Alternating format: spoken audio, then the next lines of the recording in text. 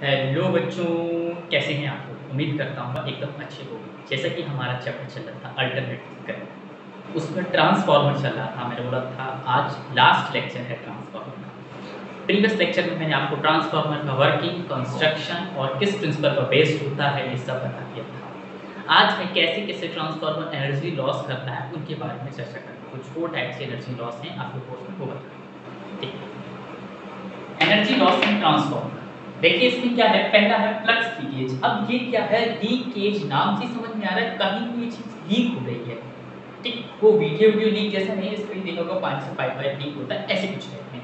तो देखिए flux leakage क्या होता है। आपने बोला कि मैंने इधर से करंट फ्लो कराया, करंट फ्लो हुआ सॉलिनॉइड जैसे में, ऐसे राउंड राउंड हुआ हुआ मैग्नेटिक फील्ड में चेंज आया। जब करंट ऊपर नीचे हो रहा है तो मैग्नेटिक फील्ड में चेंज आया, तो मैग्नेटिक फील्ड ऐसे निकलने लगी। आपने बोला ऐसे निकली, बट क्या एक्चुअली में ऐसे ही निकलती है मैग्नेटिक? देखो एक सर्कुलर लूप में मैग्नेटिक फील्ड कुछ ऐसे जाती है, कुछ ऐसे जाती है, कुछ ऐसे जाती है, कुछ ऐसे जाती है, कुछ ऐसे जाती है। तो कुछ मैग्नेटिक फील्ड ऐसे जा रही है, कुछ ऐसे दिखो आ रही है अंदर आ रही। तो ये जो मैग्नेटिक फील्ड अंदर टाइप को आ रही है, ये फ्लक्स, इस कोर में फ्लक्स दे रही, इससे निकल रही है। तो कुछ फ्लक्स तो इससे हो रहा है, मतलब कि टोटल फ्लक्स जो मैग्नेटिक फील्ड ऐसे जानी चाहिए थी वो नहीं जा रही है, टोटल ऐसे पूरी जानी चाहिए थी वो नहीं जा रही है, कुछ इधर उधर हो जा रही है। इसके अकॉर्डिंग क्या हुआ, फ्लक्स थोड़ा कम ज्यादा हो रहा, कम हो रहा।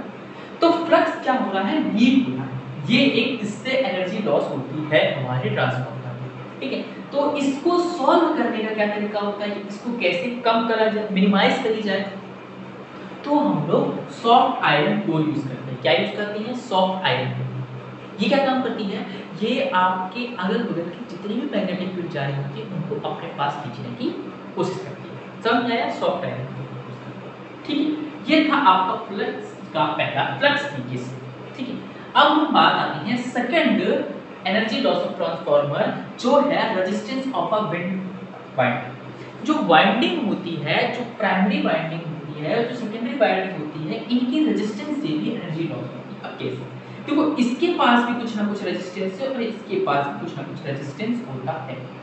और आपको पता है एनर्जी लॉस मतलब हीट, हीट के फॉर्म में निकलती है। कभी भी देखा होगा ज्यादा हीट हो जाता है तो ट्रांसफार्मर फूक जाता है, हीट होने के बाद ज्यादा एनर्जी यूज हो गई तो फूक गया हीट। एक ऐसी कंडीशन में, ड्रास्टिक कंडीशन में ट्रांसफार्मर खराब हो जाती है, सालों साल चल रहे खराब हो गए, फूक गया, इसीलिए। तो हमने बोला एनर्जी लॉस होती हीट ही है। क्या फॉर्मूला होता है, आई स्क्वायर इनटू आर टी। अब रेजिस्टेंस जितना ज्यादा होगा उतनी ज्यादा हीट होगी, तो रेजिस्टेंस जितना ज्यादा उतनी ज्यादा हीट, उतनी ज्यादा हीट तो उतना ज्यादा एनर्जी लॉस। तो हमें तो एनर्जी लॉस दिखाना नहीं, हमें अब एनर्जी मिनिमाइज करनी, सॉरी एनर्जी लॉस को मिनिमाइज करना है। कैसे मिनिमाइज करेंगे, तो देखिए हमने बोला रेजिस्टेंस को डिक्रीज कर देते हैं। अब रेजिस्टेंस को डिक्रीज करने के दो मेथड हैं, या तो आप कॉपर वायर ले आओ या फिर थिक वायर ले आओ। कॉपर थिक, आपने बोला जैसे ही आप थिक वायर लाओगे तो एरिया ज्यादा, आपको पता रेजिस्टेंस बराबर रो एल बाई ए होता है, एरिया ज्यादा। जब एरिया ज्यादा हुआ तो ऑटोमेटिक ये रेजिस्टेंस कम नहीं हुआ, बड़े से किसी छोटे को डिवाइड कर दो तो ऑटोमेटिक बात है कम। ठीक है, जब एरिया ज्यादा तो रेजिस्टेंस कम, थिक डालो ना, थिक एरिया ज्यादा तो रेजिस्टेंस कम हो जाएगा, तो हम थिक वायर लाए। ठीक है, हमने बोला चलो थिक वायर ले जाते हैं।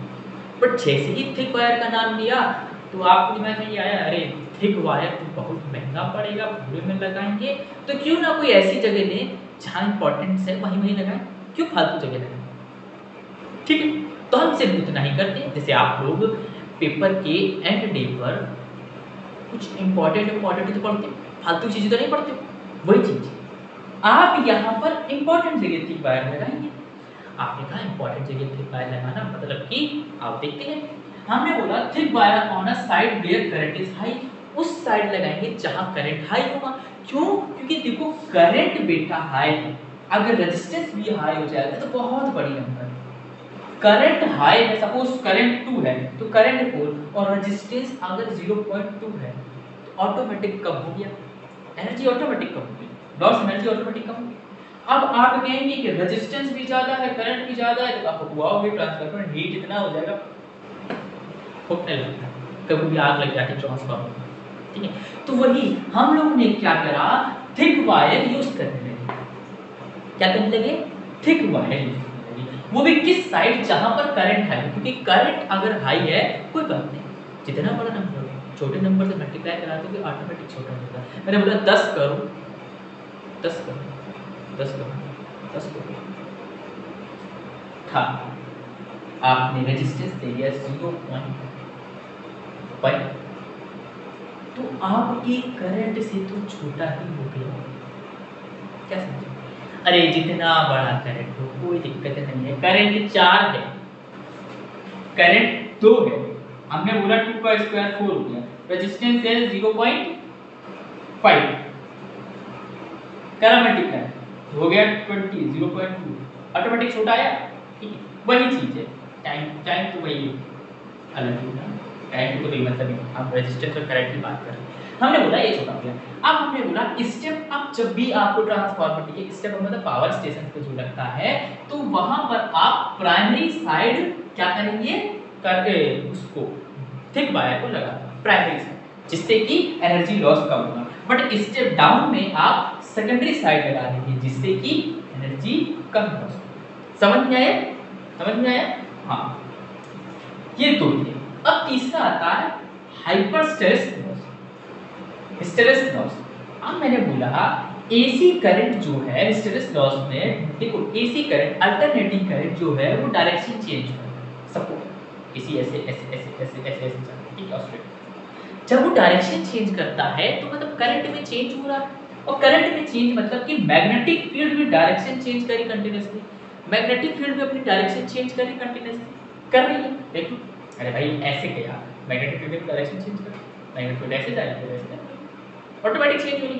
ठीक है, तो देखो कंटीन्यूअसली मैग्नेटिक फील्ड अपनी डायरेक्शन चेंज कर रही है, कहीं पर मैग्नेटिक फील्ड मैक्सिमम हो रही है, कहीं पर मिनिमम हो रही है, कहीं पर चार्ज हो रही है, कहीं डिस्चार्ज।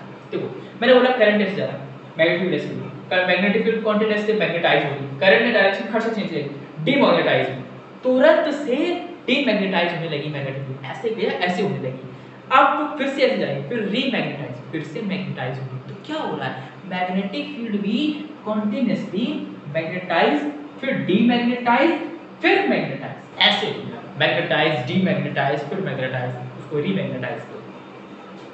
ठीक है, और इसके क्या है, इन अपोजिट सेंस, जैसे मैग्नेटाइज उसके जस्ट अपोजिट में डीमैग्नेटाइज होता है। ठीक है, आप सभी को पता है energy loss directly proportional to होता है area of hysteresis hysteresis loss का डायरेक्टली प्रोपोर्शनल होता है एनर्जी लॉस। एनर्जी लॉस इसके डायरेक्टली मतलब जितना बड़ा ये लूप होगा उतना ज्यादा एनर्जी होगा। तो हम क्या करेंगे, इस लूप को छोटा करने की कोशिश करेंगे। हम कहेंगे कि ये लूप छोटा हो जाए, और जैसे ही हम कहेंगे ये लूप छोटा हो जाए तो हम क्या करेंगे, we use soft iron core. हम फिर से कहेंगे कि आप सॉफ्ट आयरन कोर यूज कर लीजिए, जिससे कि ये लूप छोटा हो जाएगा। क्या हो जाएगा, वी आर वेरी स्मॉल, जिसके अकॉर्डिंग हम बहुत स्मॉल ये वाला लॉस देखेंगे। एस्टेरिस समझ में आया? क्या यूज करेंगे, सॉफ्ट आयरन कोर। समझ में आया? उम्मीद करता हूँ ये तीनों समझ में आए।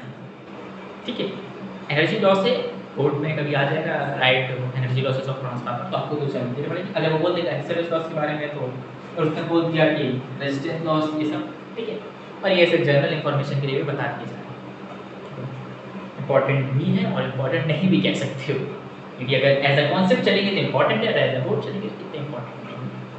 क्योंकि बोर्ड में ज़्यादातर बेस्ड आता है, तुरंत सीधा आपको पूछेगा कि कंस्ट्रक्शन प्रिंसिपल और ये सब छोटा क्वेश्चन दे देगा। चलते हैं, ठीक है, ये हटाते हैं।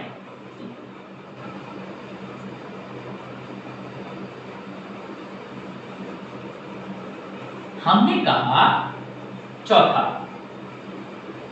जो है वो है एडी करंट लॉस। अब ये क्या है, एडी करंट लॉस क्या है, तो हमने बोला एडी करंट लॉस, देखो करंट चेंज कंटीन्यूअसली हो रहा है, करंट कंटीन्यूअसली चेंज हो रहा है भाई, अल्टरनेटिंग करंट चेंज तो हो गई कंटीन्यूअसली, ठीक है, तो करंट कंटीन्यूअसली चेंज हो रहा है। तो हमने बोला बी मतलब होता है magnetic field, magnetic field change करने से अब करंट चेंज हो रहा है कंटीन्यूअसली, तो मैग्नेटिक फील्ड भी कंटीन्यूअसली चेंज होगी। जब मैग्नेटिक फील्ड कंटीन्यूअसली चेंज हो रही है तो मैग्नेटिक फ्लक्स कंटीन्यूअसली चेंज होगा। मैग्नेटिक देखो करंट चेंज तो magnetic field change, magnetic field change तो मैग्नेटिक फ्लक्स चेंज, और मैग्नेटिक फ्लक्स चेंज हो रहा है तो आपका इंड्यूस्ड ईएमएफ बन रहा होगा। कौन सा चैप्टर लिया भैया, जैसे पीछे वाला फैराडेज लॉ वाला, तो मैग्नेटिक फ्लक्स आ गया, और मैग्नेटिक फ्लक्स आ गया, सॉरी मैग्नेटिक फ्लक्स चेंज हुआ तो इंड्यूस्ड ईएमएफ आया, और इंड्यूस्ड ईएमएफ आया तो इंड्यूस्ड करंट नहीं आया, इंड्यूस्ड करंट आया। अब यहाँ पर एक ड्रास्टिक बात, मजेदार बात ये है कि इंड्यूस्ड करंट यहाँ दो जगह प्रोड्यूस होता है। कहाँ पर? एक तो wind, sorry winding copper wire है, विंड नहीं वाइंडिंग, एक तो वाइंडिंग कॉपर वायर में होता है, अरे भाई जो वाइंडिंग कॉपर वायर होती है उनमें होता है, और एक होता है material of core soft iron, जो ये एक सॉफ्ट आयरन कोर होता है इसमें प्रोड्यूस होता है, इसमें एक किसमें प्रोड्यूस होता है, वाइंडिंग में होता है, और एक सॉफ्ट आयरन कोर होता है, और यही जो सॉफ्ट आयरन कोर में आता है इसी को बोलते हैं एडी करंट, ठीक है। और ये सर्कुलर नेचर का होता है, कैसा देखिए ये बना हमने बोला इधर करंट आ रहा है, ये सर्कुलर टाइप में होता है, क्योंकि डायरेक्शन चेंज कर देते हैं, ऐसे जा रहा है, ऐसे जा रहा है, ऐसे जा रहा है, ऐसे जा रहा है, ऐसे जा रहा है, ऐसे जा रहा है, तो ये क्या सर्कुलर नेचर है, ठीक है। एडी करंट जो होता है वो 3D में होता है, क्योंकि पीछे तक जा रहा है, सर्कुलर में पीछे तक ऐसे देखो, ऐसे जाता है, ऐसे गया, ऐसे ऐसे ऐसे ऐसे ऐसे हो रहा है, तो सर्कुलर हुआ, तो ये क्या है 3D में होता है, ठीक है।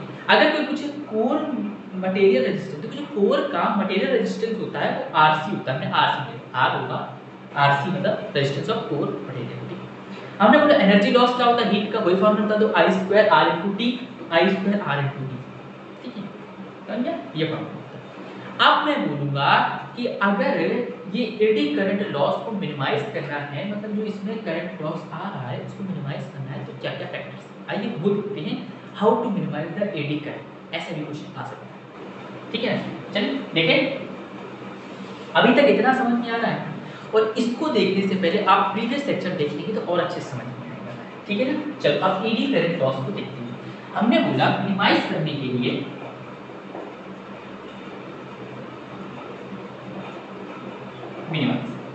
मिनिमाइज करने के लिए eddy current reduce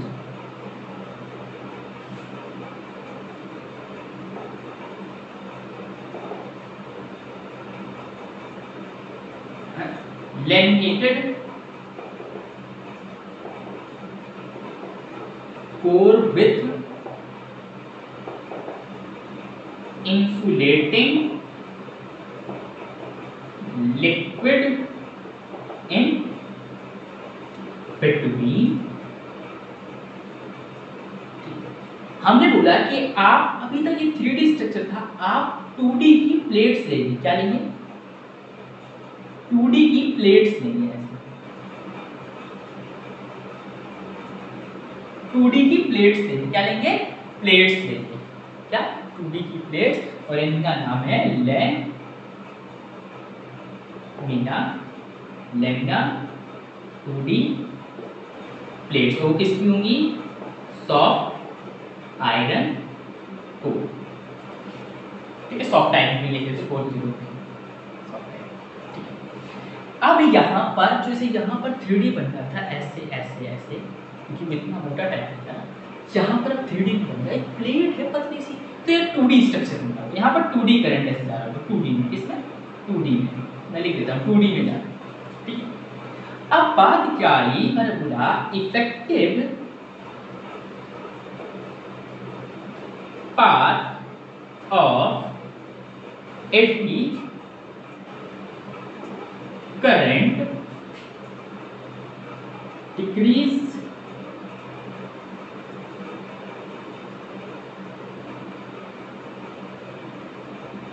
thus energy loss